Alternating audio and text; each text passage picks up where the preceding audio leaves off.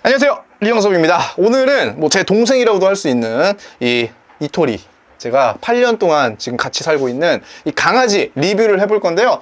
이 강아지가 바로 그 재패니즈 스피츠라고 하는 겁니다. 이 스피츠를 키우시는 분들 혹은 키울까 고민하시는 분들을 위해서 이 8년 동안 키운 소감 리뷰 한번 해보도록 하겠습니다. 일단 스피츠 같은 경우는 이 사실상 개의 근본이라고 할 수 있거든요. 왜냐면 이 찾아보시면은 늑대와 가장 유사한 견종이 바로 이 스피츠 계열입니다. 스피츠라는 거는 사실 이 견종을 뜻하긴 하지만 이 스피츠 계열의 강아지들이 상당히 많아요. 대표적으로 진돗개도 있고 시바견도 있고 사모예드 이런 친구들이 사실 스피츠 계열이거든요. 이 친구들은 사실 조금 키우기가 까다로울 수 있는데 그만큼 매력도 있으니까 아주 인기가 많은 견종이라고 할 수 있고요.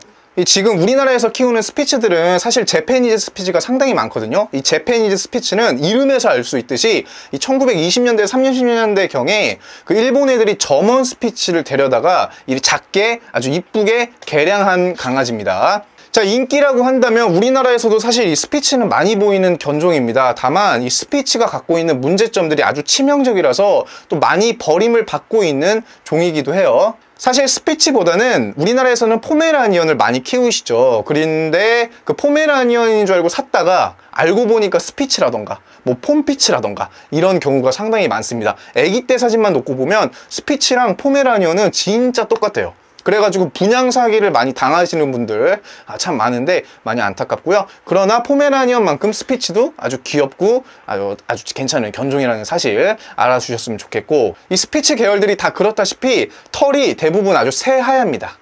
그리고 얼굴도 아주 잘생기고 이뻐가지고 인기가 아주 많습니다. 그런데 키우는 난이도가 생각보다 높기 때문에 아마 개를 좀 키워보셨던 분들은 쉽게 추천을 못하는 게 바로 이 스피츠라고 할 수 있겠죠. 이 생김새를 보시면 이 스피츠 계열들은 귀가 아주 쫑긋었고요. 그리고 입이 주둥이가 튀어나왔어요. 이 스피츠란 말 자체의 어원이 독일어로 스피츠가 뾰족하다, 그러니까 입이 뾰족한 게 특징이고, 보통 꼬리가 말려 있습니다. 펴 있는 경우도 있는데 꼬리가 말려 있는 게 이 스피츠들의 특징이라고 할 수 있고요. 또 재패니즈 스피츠 같은 경우는 이 털을 자세히 보시면 이게 이중모거든요. 그래서 이중모라서 얘네들이 빡빡 털을 깎아도 여기에 털이 아주 촘촘히 박혀 있는 것도 알 수 있고요. 보통 수컷이 암컷보다 큰데 이 체중 같은 경우는 한 10kg 내외, 암컷은 그거보다 조금 작은 경우가 있어요. 그러니까 10kg 정도 되면은 이 강아지가 결코 소형견이 아니에요. 이거는 진짜 중형견, 생각한 것보다 굉장히 큽니다. 그래서 사람들을 위협할 수 있는 존재이기 때문에 또 그것도 산책할 때나 사람들 만날 때 또 주의해야 되는 강아지이기도 하고요.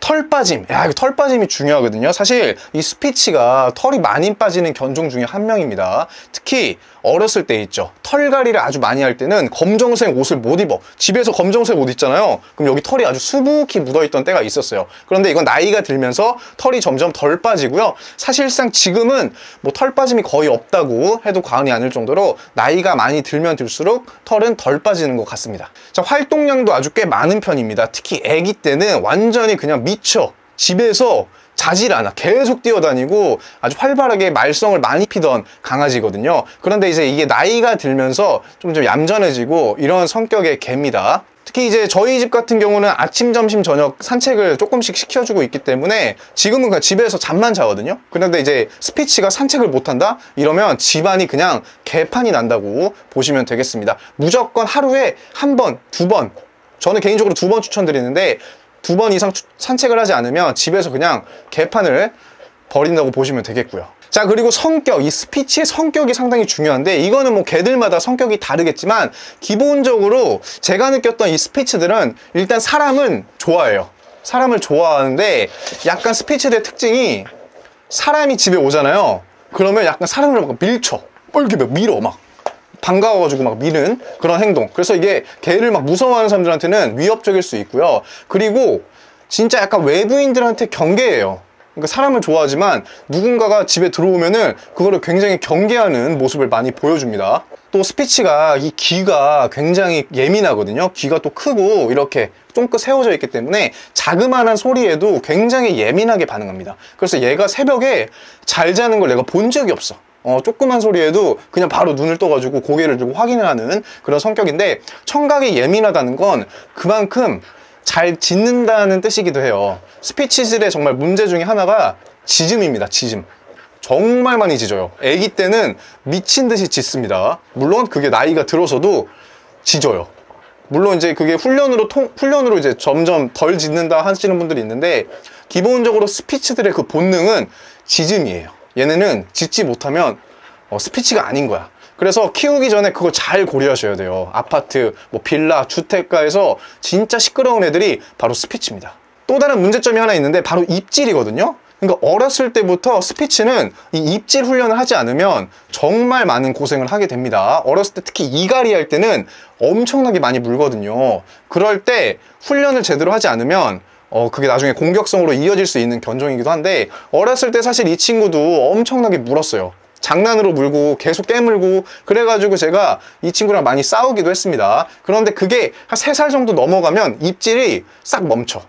그거 정말 신기하기도 하면서도 다행이다, 안도감이 들긴 했지만, 가끔씩 이 친구가 이 본능이 살아가지고 본능을 이기지 못하고 물 때가 있어요. 콱 물 때가 있는데, 이 친구 이빨이 작아 보여도 물잖아요? 그럼 진짜 아프거든요. 그러니까 이 입질도 굉장히, 이 스피츠는 떨어질래야 떨어질 수 없는 관계입니다. 그래서 아기가 있는 집들, 특히 스피츠 입질 조심하셔야 돼요. 진짜 이건 위협적일 수도 있다는 사실 꼭 기억하시고요. 또 이 스피츠 계열의 본능이라고 한다면 바로 대소변을 밖에서 하는 그런 아주 괜찮은 본능을 갖고 있습니다. 뭐 진돗개, 시바견 이런 강아지들도 사실 집에서 배변을 하는 것보다 이 밖에서 배변하는 걸 좋아해요. 그래서 우리가 산책을 잘 시켜주셔야 되는데, 이 친구도 지금 실외변만 하고 있어요. 집에서는 쉬를 가끔 싸긴 해도 응가는 절대 안 합니다. 그리고 웬만하면 참아요. 그래가지고 산책을 정말 많이 시켜줘야 되는데, 이게 그 스피츠들의 본능 중에 하나입니다. 그래서 실외 배변, 이거는 사실 우리 강아지를 키우는 견주들 입장에서도 좋거든요. 산책 자주 해주시고 밖에서 똥오줌 싸게 해줘야 된다는 사실, 이거 꼭 명심하셨으면 좋겠습니다. 그러니까 이 성격을 종합하자면, 아기 때는 정말 미친 듯한 그 활동량, 엄청 뛰어다니고 엄청 깨물고 진짜 엄청 짖고, 근데 이게 나이가 들면서 점점 활동량이 좀 줄면서 집에서는 좀 얌전히 있고요. 그리고 입질 같은 경우도 점점 줄어요. 그러나 나이가 먹어도 영원히 변치 않는 거는 바로 짖음입니다.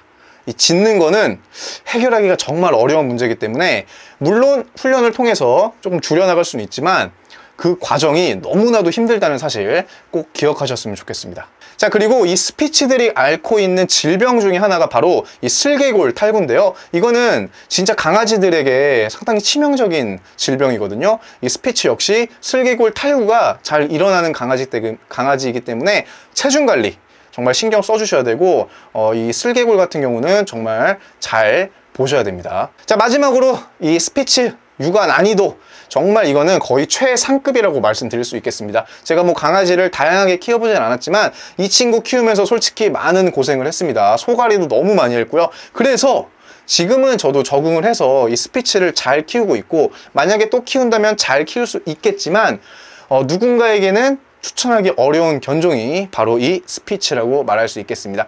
저는 뭐 다 필요 없어요. 막 무는 것도 괜찮고 막 뛰어다니는 것도 괜찮고 산책 많이 하는 거 정말 좋은데, 참을 수 없는 단 한 가지가 바로 짖음.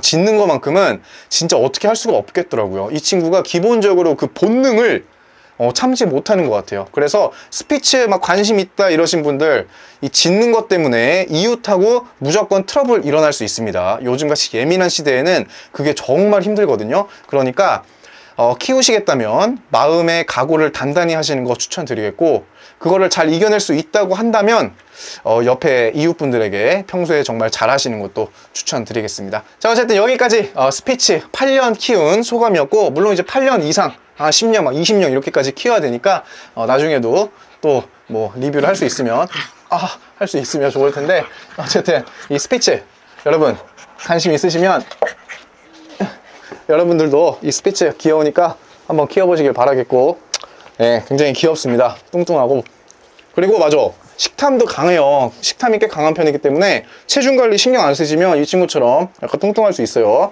그리고 이 이빨이 조그마긴 해도 물리면 아프다는 사실, 그리고 귀가 커가지고 이 자식 예민해요. 잘 짖고. 그러니까 여러분도 스피츠 관심 있으시면 먼저 스피츠를 키우는 사람을 찾아가서 그 생생한 경험담을 꼭 물어보시길 바라겠습니다. 안녕히 계세요.